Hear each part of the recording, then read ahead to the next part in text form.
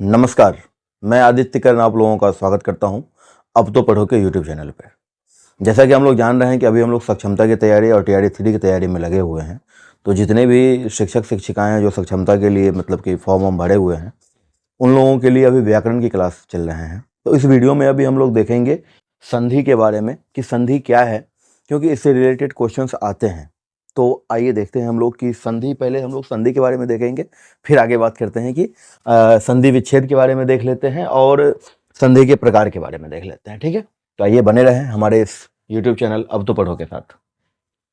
हम लोग देख पा रहे हैं यहाँ पर कि संधि क्या है और संधि विच्छेद क्या है। दोनों एक दूसरे का क्या है, पूरक है, या फिर उल्टा कह सकते हैं। दोनों एक दूसरे का क्या है, विपरीत है। किस प्रकार से, तो देखें आप लोग, यहाँ पे कह रहा है कि दो वर्णों या शब्दों के मेल से उसके अर्थ में जो बदलाव आता है, जो विकार आता है, उसे हम लोग कहते हैं संधि। ओके, मतलब कि दो वर्णों या फिर दो शब्दों को जब हम जोड़ देते हैं तो वो दोनों शब्दों का जो मूल अर्थ है वो बदल करके कुछ और हो जाता है, तो उसे हम लोग क्या कहेंगे, संधि कहेंगे। क्लियर। अब जैसे एग्जाम्पल्स आप यहां पे देख सकते हैं, कह रहा है कि सुर जोड़ इंद्र, दोनों मिलकर के बन जाता है सुरेंद्र। तो मतलब सुर का अर्थ और इंद्र का अर्थ दोनों हट करके सीधा क्या हो जाता है, सुरेंद्र हो जाता है। विद्या जोड़ आलय, तो विद्या और आलय दो अलग अलग शब्द हैं, जिस दोनों के मेल से विद्यालय एक नया शब्द बन जाता है, उसे हम लोग संधि कहते हैं। कोई दिक्कत नहीं होनी चाहिए। अब जैसा कि मैंने बताया कि दो वर्णों या शब्दों, तो सुर और इंद्र तो आपने समझ गया कि क्या है, दो शब्द हैं, लेकिन इसमें वर्ण का मेल होता है बेसिकली। अब वर्ण कैसे, तो सुर में से आप ले लीजिए रॉ। रॉ क्या होता है, तो स्वर रहित रॉ को लिखने के लिए हलंत। कभी भी स्वर रहित व्यंजन को जब हम लिखते हैं तो हलंत चिन्ह, हल चिन्ह लगाते हैं। और इसमें क्या है, तो अ है जो कि स्वर है। बिना स्वर की सहायता से व्यंजन कभी भी परिपूर्ण नहीं हो सकता है, ध्यान रखेंगे। और इसमें इंद्र में क्या है, ई है। तो ये अ और ई मिलकर के जो है, तो यहां पे क्या बना है, ए बना है। समझ गए। तो ये दो वर्णों के मेल से जो विकार, जो बदलाव आते हैं, उसे हम लोग संधि कहते हैं। कोई दिक्कत नहीं इसमें। अब जैसा कि मैंने आप लोगों को बताया था पहले ही कि संधि विच्छेद जो है तो इसका विपरीत है। विपरीत मतलब क्या, अब जैसे संधि विच्छेद नाम में ही है, विच्छेद का मतलब क्या होता है, विच्छेद का मतलब होता है अलगाव। ठीक है, अलग होना, पृथक होना। समझ रहे हैं। संधि कर बनाए गए शब्दों को अलग कर पुनः उसके मूल रूप में ले आना, यही संधि विच्छेद कहलाता है। मतलब कि संधि करने के बाद जो नया शब्द आया है, इसको पुनः उसके मूल स्वरूप में अलग अलग कर देना, यह हमारा क्या है, संधि विच्छेद है। समझ गया। संधि को विच्छेद करना मतलब संधि जो किए थे, संधि मतलब जोड़ना होता है, मेल होता है, उसको जब हम अलग कर देंगे, पृथक कर देंगे, बांट देंगे, तो क्या हो जाएगा, संधि विच्छेद हो जाएगा। जैसे कि सुरेंद्र को अगर हम संधि विच्छेद करते हैं तो सुर जोड़ इंद्र, और विद्यालय का अगर करते हैं तो विद्या जोड़ आलय। कोई दिक्कत नहीं, कोई कंफ्यूजन नहीं। आगे बढ़ते हैं संधि के प्रकार में। संधि के 3 प्रकार होते हैं, ध्यान रखेंगे। स्वर संधि, व्यंजन संधि और विसर्ग संधि। स्वर संधि क्या होता है, व्यंजन संधि क्या होता है और विसर्ग संधि क्या होता है, उसके जानेंगे हम लोग अभी। फिलहाल हम लोग अभी इसमें यह देखते हैं कि सबसे पहले नाम से ही कंफर्म है। स्वर संधि का मतलब होता है सिंपली जब स्वर, यहां पे आप देख सकते हैं कि ये जो है सो व्यंजन है और ये जो है सो क्या है, स्वर है। तो व्यंजन और स्वर जब मिलते हैं तो वो व्यंजन संधि कहलाएंगे। हमेशा ध्यान रखेंगे, बहुत छोटी सी चीजें हैं। जब स्वर और स्वर मिल जाएगा, जैसे कि अ और आ, तो जब स्वर के साथ स्वर का मेल होने पर विकार उत्पन्न होता है, उसे हम लोग क्या कहेंगे, स्वर संधि कहेंगे। जैसे कि देव जोड़ आलय, तो देव जोड़ आलय में हम लोग देख पा रहे हैं यहां पर कि देव और आलय, तो देव का अ और आलय का आ, अ और आ मिलकर के यहां पे क्या हो गया, आ बन गया। तो देव जोड़ आलय दैट इज देवालय, तो यहां पे देवालय हो गया।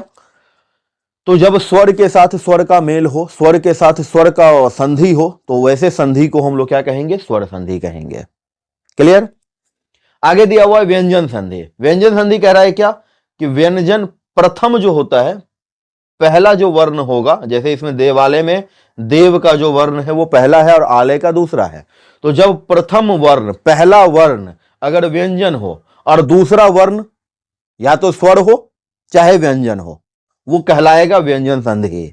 पहला वर्ण अगर व्यंजन है तो वो व्यंजन संधि कहलाएगा, दूसरा चाहे वो स्वर वर्ण हो या फिर व्यंजन वर्ण हो। देख सकते हैं आप लोग कि दिक जोड़ गज, तो ये जो क में हलंत लगा हुआ है मतलब कि यहाँ पे अ नहीं है, मतलब स्वर रहित क है।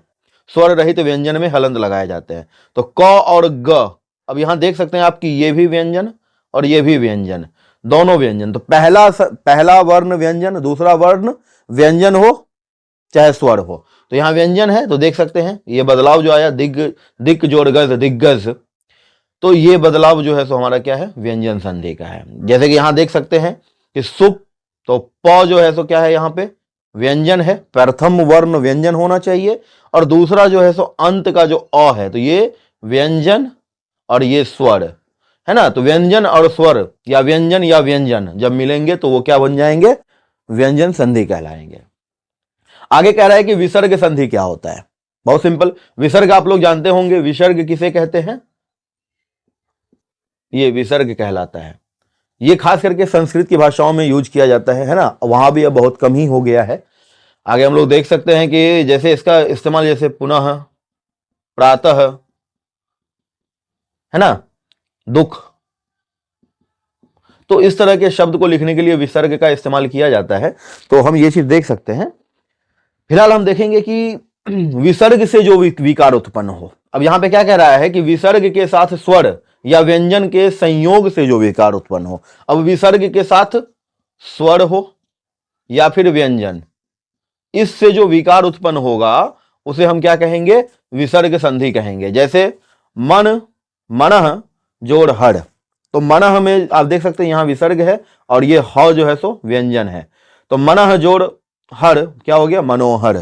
तो ये जो बदलाव है इसे हम कहते हैं विसर्ग संधि। यहां दूसरे एग्जांपल देख लीजिए, दुख, दुख जोड़ आशा, दुह जोड़ आशा क्या हो गया, दुराशा। तो ये विसर्ग और ये स्वर वर्ण, तो विसर्ग व्यंजन, विसर्ग स्वर। तो विसर्ग के साथ व्यंजन हो या स्वर हो, उसके जुड़ने से जो बदलाव आएंगे उसे विसर्ग संधि कहेंगे। कोई दिक्कत नहीं है। अब हम लोग आगे देखते हैं कि संधि के प्रकार क्या है।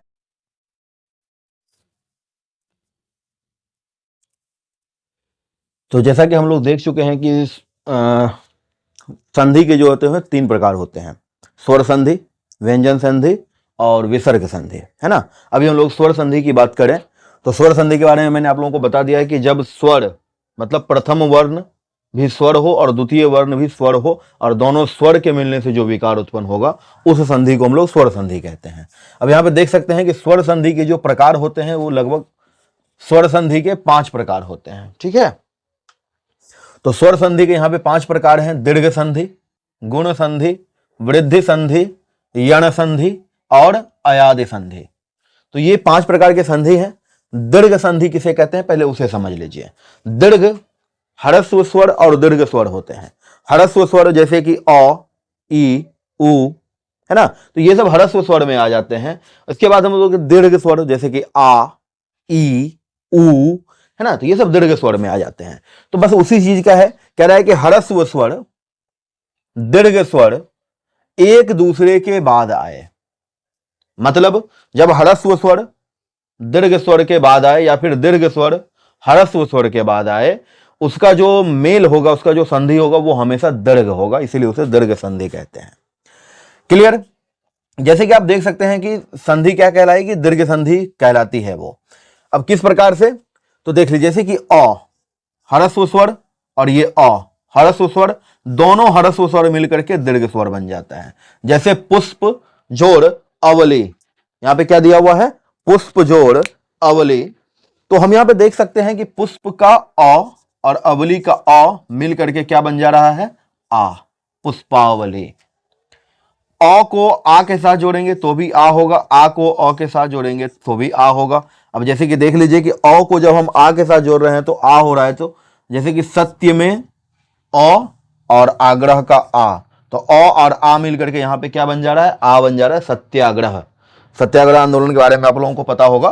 सत्याग्रह आंदोलन जो कि गांधी जी का था मेन, कि वो सत्य के लिए आग्रह, मतलब कि सत्य बोलो। गांधी जी का हमेशा 2 ही प्रिंसिपल रहा है कि सत्य बोलना चाहिए, है ना, और दूसरा क्या था कि अहिंसा के खिलाफ, मतलब हिंसा के खिलाफ रहे, अहिंसावादी बने। खैर आगे बढ़ते हैं। तो आ और अ को जब हम लोग जोड़ते हैं तो आ होता है जैसे कि सीमा में आ और अंत में अ, तो आ और अ मिलकर के आ बन गया सीमांत। आ और आ मिलकर के भी आ ही होगा। तो मतलब कि स्वर हो या मतलब ह्रस्व स्वर हो या दीर्घ स्वर हो, रिजल्ट जो आएगा वो हमेशा दीर्घ स्वर आएगा, इसीलिए इसे दीर्घ संधि कहते हैं। ठीक है। महा आनंद, इसका महा का आ और आनंद का आ दोनों मिलकर के क्या बन गया आ, महाजोर आनंद, महानंद। ठीक उसी प्रकार ई वाले कैटेगरी में आते हैं। ये अ का था, अ और आ था। ई वाले में वही चीज है, ई और ई मिलकर के ई, मतलब कि ह्रस्व स्वर मिलकर के दीर्घ स्वर। कवि जोड़ इच्छा, कविच्छा, है ना। कविच्छा, कवि के द्वारा जो है सो आप लोगों को पता होगा कविताएं लिखी जाती हैं, काव्य लिखे जाते हैं ना। जैसे कि आप लोगों के लिए खास करके जैसे बता दें कि क्या बोलते हैं उसको, जो परीक्षा के लिए फॉर्म भर चुके हैं, जिनको परीक्षा देना ही है, और अभी जो इसे पद के लिए आया है, पद को लेकर के बहुत सारा टेंशन है कि 11th-12th में कम पद है ना, वैकेंसी कम है, ये है वो है करके। उन लोगों के लिए मैं फिर से यही कहूँगा कि आप लोग सिर्फ अपने एक सिंगल पद पे ध्यान दें, बाकी पद क्या है नहीं उससे कोई फर्क नहीं पड़ता। अगर 1000 पद भी है, 916 927 पद भी है, तो उसमें कोई फर्क नहीं पड़ता। मतलब जैसा कि पद का अभी देख रहे हैं, तो आप लोग पद की चिंता ना करें, आप लोग अपने पद की चिंता करें, और आपका पद सिंगल एक है। इस चीज के लिए कहते हैं ना कि जब चल पड़े उस राह पर जहां ठोकरे बेहिसाब है, ना तो रुक ना तो झुक, ना ही मुड़ने की कर कोशिशें, और चुन ले उन पत्थरों को, वो पत्थर नहीं किताब है। तो आपको बस एक पत्थर चुनना है जो आपके लिए रास्ते का कांटा बना हुआ है, ठोकर बना हुआ है, उसको चुन लेना है। ठीक है, वही ठोकर आपको आगे तक बढ़ाएगी। खैर, ई और ई ह्रस्व और दीर्घ मिलकर के दीर्घ बनते हैं, जैसे हरि जोड़ इश, हरीश। ओके, ई और ई मिलकर के दीर्घ बनेंगे, मतलब दीर्घ और स्वर मिलकर के भी दीर्घ बनेंगे, दीर्घ और दीर्घ मिलकर के भी दीर्घ बनेंगे। मही इंद्र, महेंद्र। नदी जोड़ इश, नदेश। तो ये ई आ समझ में आ गया। आगे हम लोग देखते हैं यहां पर जैसे कि दिया हुआ है उ और उह, है ना, ह्रस्व ह्रस्व दीर्घ, ह्रस्व दीर्घ दीर्घ, दीर्घ ह्रस्व दीर्घ, दीर्घ दीर्घ दीर्घ। तो आप देख सकते हैं जैसे कि उ और उ, जैसे कि सु उक्ति, तो क्या बन जाएगा दीर्घ सुक्ति। धातु उष्मा, उ उ, क्या बन जाएगा धातुष्मा। भूधार, भूधार, भूजोड़ उद्धार, भूधार, भूजोड़ ऊर्ध्व, भूदोर्ध्व।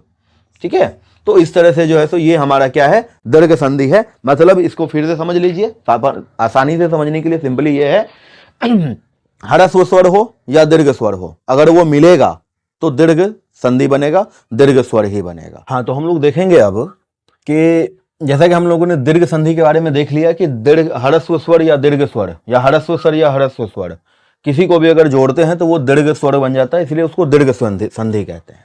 आगे हम लोग देखेंगे गुण संधि के बारे में कि गुण संधि किसे कहेंगे।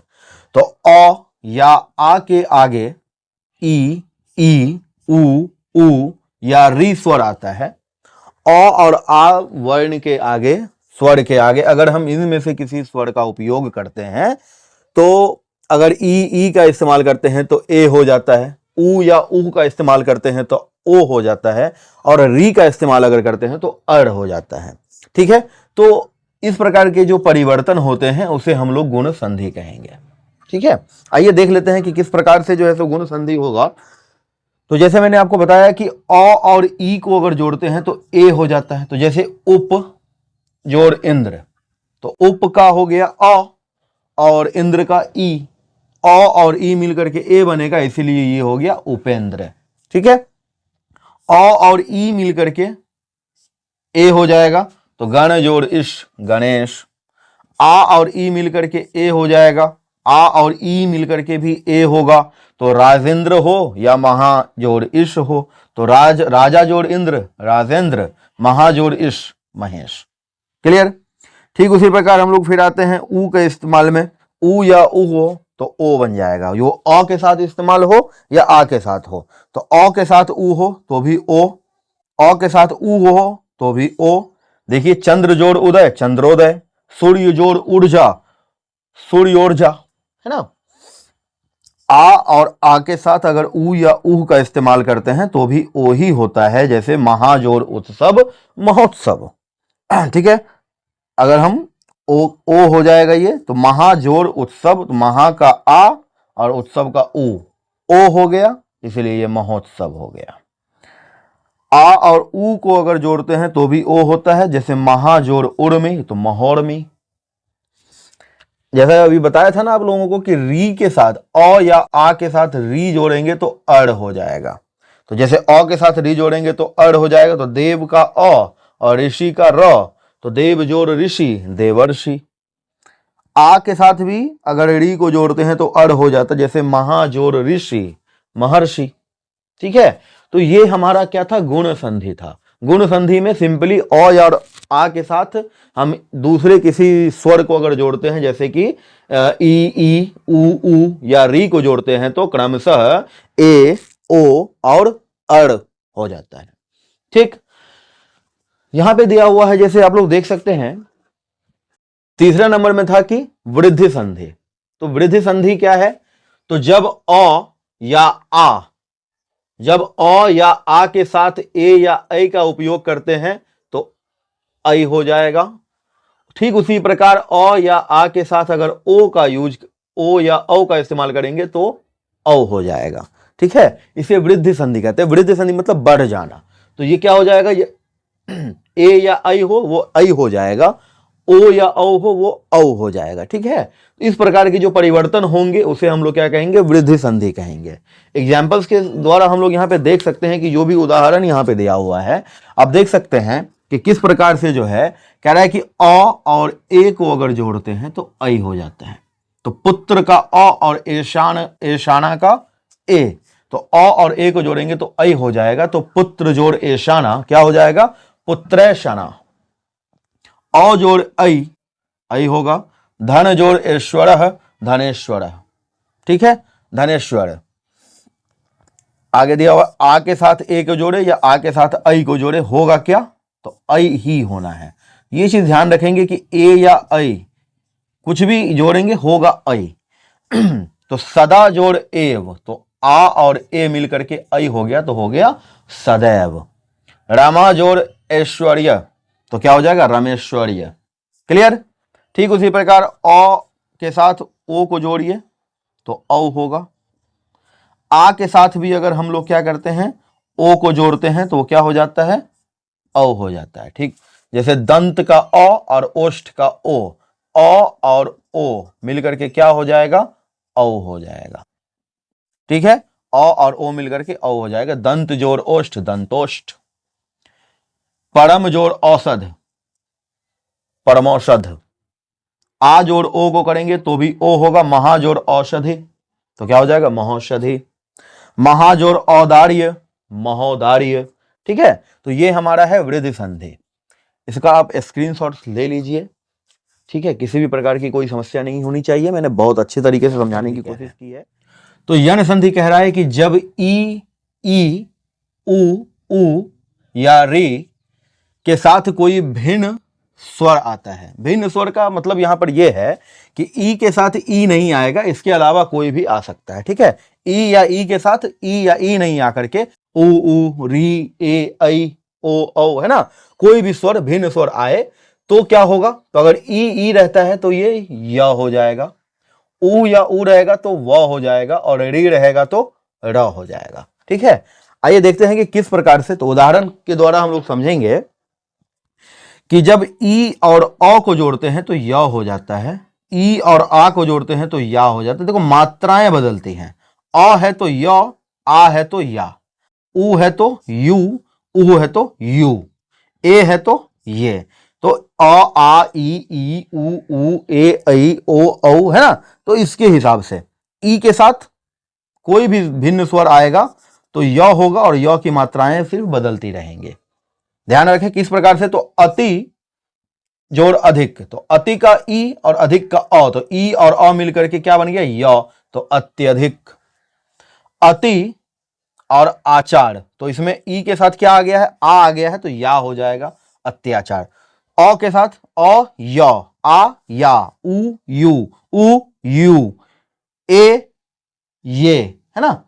तो इसी का ध्यान रखेंगे। 12 खड़ी जानते हैं ना आप लोग, 12 खड़ी जैसे कैसे पढ़ते हैं, क का की कू के कई को कौ कंग कह। तो कंग कह, खैर यहाँ पे क्या है, तो 12 खड़ी में जो है तो ये कंग और कह जो है तो वो क्या है, अयोग वाह है, ध्यान रखेंगे, है ना, जिसमें ये विसर्ग है, कौन, अह, और अंग जो है वो अनुनासिका है, इसको अयोग वाह कहते हैं, वो स्वर नहीं होते हैं। खैर ई और ए, अब एक चीज का ध्यान रखेंगे, तो ये जितने भी रहेंगे इसके साथ जो आ रहा है वो क्या हो जा रहा है, य हो रहा है, मात्राएं बदल रही हैं स्वर के हिसाब से। ऊ के साथ अगर हम करते हैं तो व होता है, ऊ के साथ अगर हम करते हैं तो व होता है।